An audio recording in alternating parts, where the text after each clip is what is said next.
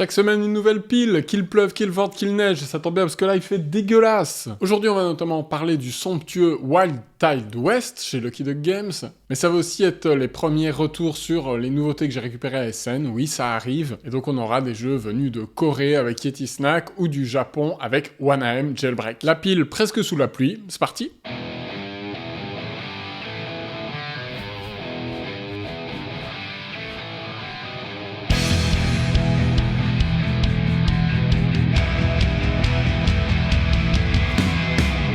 On commence cette pile par les mentions honorables, et même si je viens de vous parler de jeux que j'ai ramené des scènes, là dans cette section je vais vous parler justement à l'inverse de deux jeux français dont tout le monde a déjà tellement parlé que ça vaut pas le coup que j'en fasse une critique complète. Je pense d'abord bien sûr à Château Combo, une copie presse qui m'a été envoyée par Catch Up Games.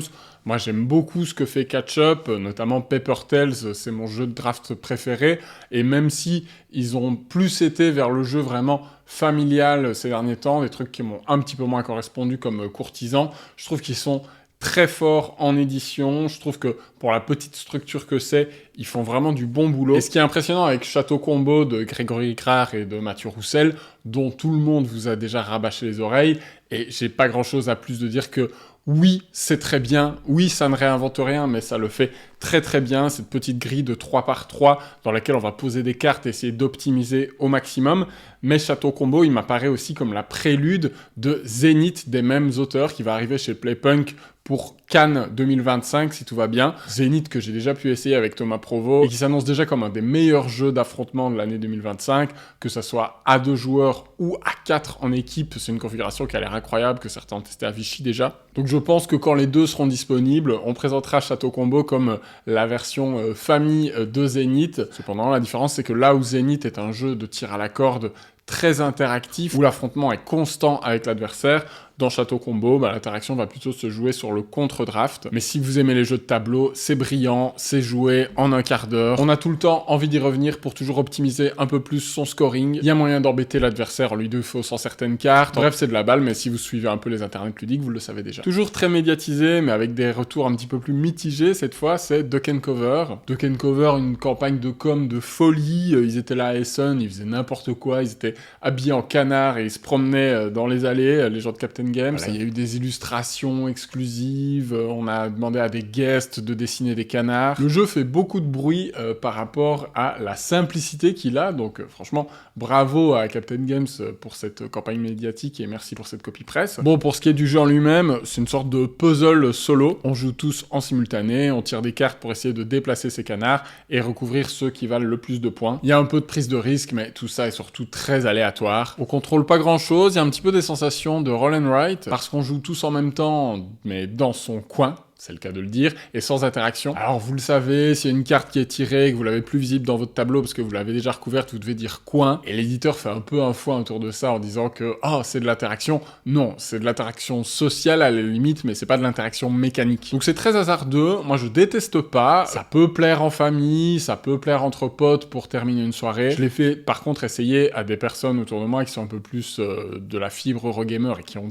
détesté, qui n'y ont vu aucun intérêt. En famille ça passe un peu mieux, mais en vrai, quand on est nombreux, on préfère faire un jeu d'ambiance où on interagit vraiment tous ensemble. Tu mets ça à côté d'un da-da-da, le jeu fait pas vraiment le poids. Donc c'est rigolo, c'est léger, mais pour moi le problème c'est que si tu veux t'amuser avec ça, il faut être beaucoup et il faut que tout le monde soit de bonne volonté. Et ici, l'ambiance va vraiment dépendre de l'énergie que les joueurs y mettent. Je trouve qu'il y a des jeux d'ambiance qui ont un peu plus d'ingrédients intrinsèques pour que l'ambiance soit bonne autour de la table. Allez, on démarre la pile à proprement parler. N'oubliez pas qu'il y a la boutique goldenmeeple.be qui soutient la chaîne, sur laquelle vous pouvez aller faire un tour. Et puis vous pouvez vous abonner, liker cette vidéo, partager, aller faire un tour sur ko-fi.com/redujeu si vous avez envie de soutenir financièrement mon travail. On commence par Sphinx de chez Impatience. Impatience, je vous en parlais dans les vidéos des scènes, c'est un éditeur que j'aime beaucoup, j'apprécie beaucoup leur cohérence éditoriale. Ils font que du solo ou du solo en coop. Moi, je suis pas spécialement client de ce genre-là, mais j'apprécie tellement leur démarche que je suis toujours curieux de leur production.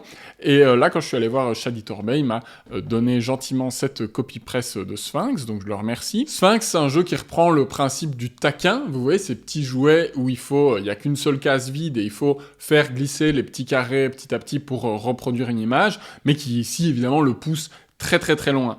On doit reproduire des motifs de symboles, que ce soit horizontalement ou verticalement. On a des petites missions comme ça à remplir. Le jeu appelle ça des énigmes, hein. On est sur une thématique un peu égyptienne, antique, etc. Et ces tuiles, on doit soit les intervertir, soit les retourner, parce que petit à petit, elles se font ronger par la corruption. Et pour valider une mission, il faut que les tuiles soient entièrement clean. Donc, petit à petit, on va être amené à faire des choix. Le jeu va nous laisser choisir quelles tuiles est-ce qu'on va retourner sur leur face négative. Et donc, on va essayer de temporiser un maximum, quitte à parfois se mettre un petit peu dans la mouise. Donc, comme on a 3 objectifs en simultané, pour bien faire, il faut faire en sorte d'en réaliser plusieurs d'un coup.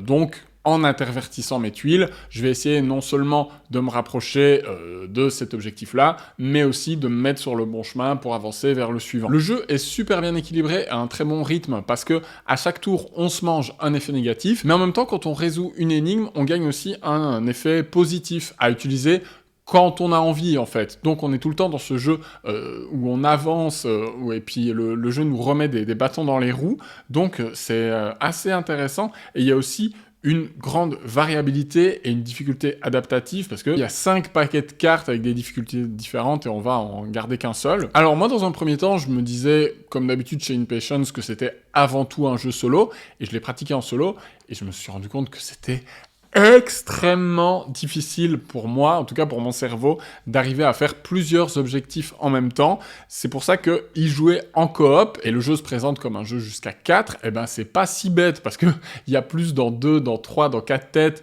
que dans une seule. Et donc si chacun se concentre sur un objectif différent, ça devient peut-être plus faisable d'arriver à intervertir les tuiles de façon pertinente. Là, le challenge devient différent, il faut bien communiquer pour pas marcher involontairement sur les plates-bandes de ses coéquipiers, mais au moins on a plus la sensation d'avancer. Alors moi, je suis pas très casse-tête, mais je pense honnêtement que celui-ci est un des plus complets auxquels j'ai joué. Il y a vraiment une grande générosité éditoriale dans la boîte. Et pour peu qu'on aime le côté manipulation de tuiles, reconnaissance de patterns, Sphinx, c'est vraiment du solide. On va enchaîner avec Yeti Snack de Roberto Fraga et Delphine et Johan Lemonnier.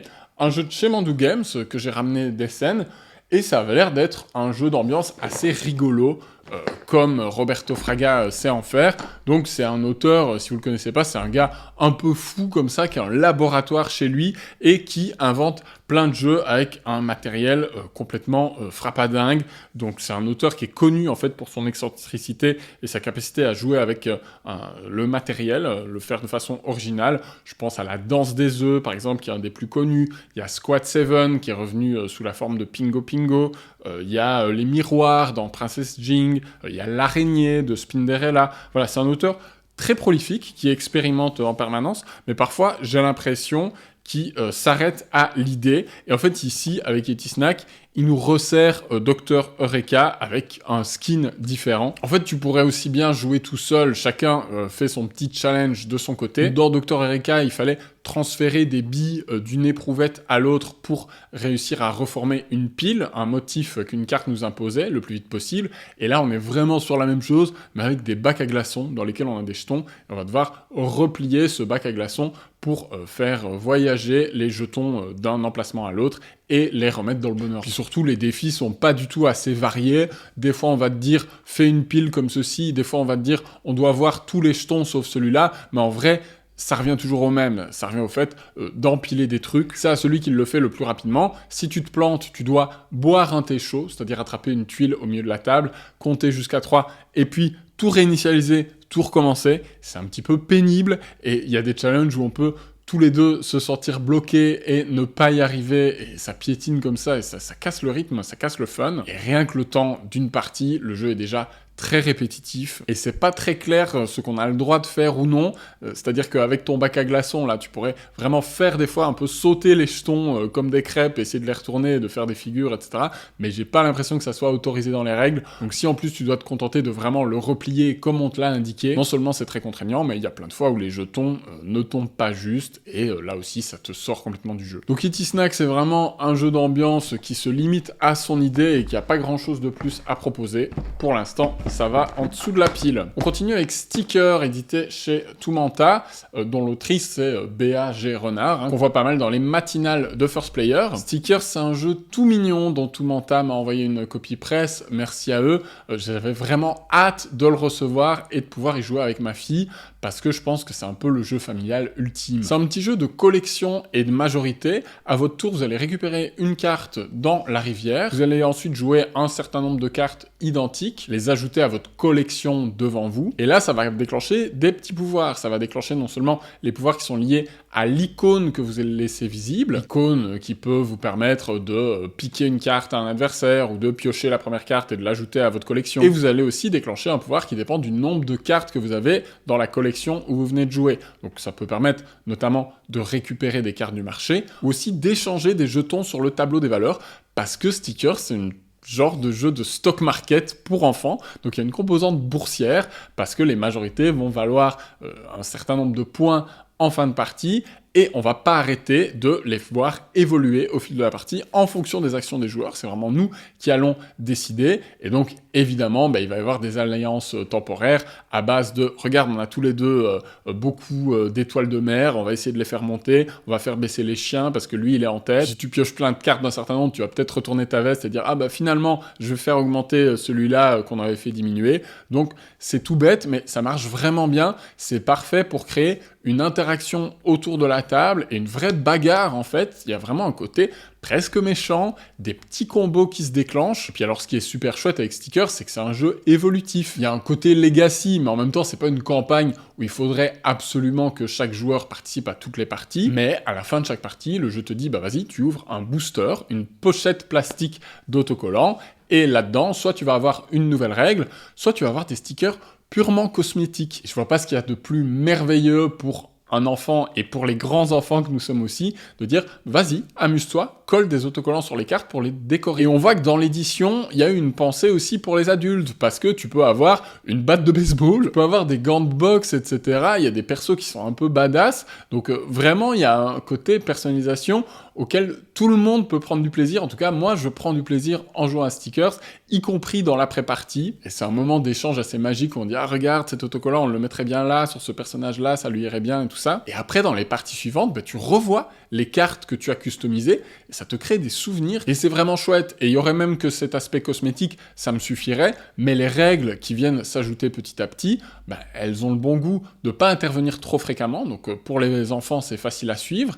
Et elles ont un réel intérêt. Il y a vraiment des pouvoirs qui vont arriver, qui vont devenir un petit peu plus joueurs, mais comme ça se fait au bout de X parties, ça va, tout le monde a eu le temps de progresser ensemble. Donc franchement, Stickers, c'est top, je m'éclate à jouer à ça avec ma fille, et je sais qu'il y en a certains qui y jouent entre adultes. Je pense notamment à Hamza, Univers Board Game, qui fait une campagne avec ses potes, et franchement, je comprends en fait. Il y a un côté tellement mignon, tellement ludique, ce truc de retomber en enfance, et en même temps, le gameplay fonctionne, quoi. Il n'y a pas une profondeur de dingue, mais il y a une vraie interaction, il y a des petits combos, et donc tu prends du plaisir. C'est ludique, et c'est quand même ça qu'on demande à un jeu de société. Donc Stickers, il est au-dessus de la pile, et pour l'instant, il peut rester là sans problème, ça me va très bien.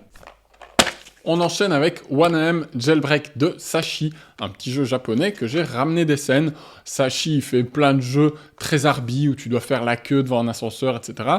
Dans celui-là, faut s'évader de prison. Mais bon, évidemment, c'est un prétexte, c'est juste un jeu de défausse. Des jeux de défausse, en ce moment, il y en a à la blinde, avec un niveau de production et de qualité très élevé. Il y a Pandaspin et ses cartes magnifiques et son gameplay conçu par Karl Schodik. Il y a Chu-Han de Tom Lehman qui s'impose comme la référence du jeu de défausse à 2 joueurs. Donc le jeu arrive dans un endroit où il y a des concurrents très sérieux. Dans 1AM Jailbreak, il y a un petit concept de tunnel qu'on va creuser tous ensemble, et en gros c'est le nombre de cartes qui a été joué par la personne qui te précède. Quand tu lances la manche, tu joues entre 1 et 3 cartes, tu peux jouer des cartes identiques ou tu peux jouer des suites, et le joueur qui te suit va devoir jouer soit une carte de moins, soit autant de cartes que toi, soit une carte de plus. Il n'est pas obligé d'être dans la même figure. Donc si j'ai joué 3-5, tu peux jouer 1, 2, 3, 4, il n'y a pas de souci, tu as joué une carte de plus que moi. Et le petit twist, c'est que tu peux aussi améliorer la combinaison du joueur qui te précède en agrandissant sa suite ou en augmentant le nombre de cartes identiques qu'il a posées. Et du coup, bah, tu peux toi aussi à nouveau poser une carte de plus que ça, puisque tu as augmenté le nombre de cartes qu'il avait mis, et tu fais tourner ta main beaucoup plus. C'est un jeu où tu es censé être en train d'avancer et de reculer, parce qu'à chaque tour, tu dois repiocher, contrairement à d'autres jeux de défausse. Donc tu es obligé de faire tourner ta main à tous les tours, parce que sinon tu vas repiocher une, voire 2 cartes si tu le souhaites. Donc il y a aussi ce petit côté de prise de risque de est-ce que je pioche 2 cartes, donc je m'éloigne de mon objectif de vider ma main, mais en même temps je prends plus d'options. Et bien en fait, c'est vraiment pas fou. Parce qu'il n'y a pas grand-chose. On a trouvé ça plat, on a trouvé qu'il y avait très peu de twists par rapport au jeu de défausse que j'ai cité précédemment. Et il n'y a pas ce truc de cette simplicité où tu te dis « Waouh, c'est malin ». Pour moi, c'est juste simple. Et simple, y compris dans le fait que le gameplay est très peu contraignant. Je vois très peu de situations dans lesquelles tu ne peux pas jouer, en fait. J'en ai fait 3 parties, dans plusieurs configurations, à 4, à 2, à 3, et à chaque fois, bah, j'arrive très vite à vider ma main, et il n'y a pas vraiment de challenge intellectuel. Il y a une rivière de cartes assez fournie dans laquelle tu peux faire un choix, donc tu trouves toujours bien un truc pour te dépatouiller. Et franchement, chez nous, ça a fait complètement flop, y compris auprès de spécialistes du jeu de pli et du jeu de défausse, comme Sylvain, qui était avec nous à SN.